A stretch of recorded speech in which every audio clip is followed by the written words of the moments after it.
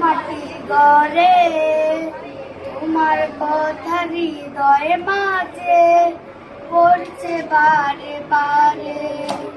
বাবা তুমি কেমন আছো ছোট্ট মাটির ঘরে তোমার কথা হৃদয়ে মাঝে পড়ছে বারে বারে। বাবা গো বাবা, কত আদর কত স্নেহ বাবার কাছে পেলাম, সবকিছু হারিয়ে আজকে নিঃস্ব হয়ে গেলাম।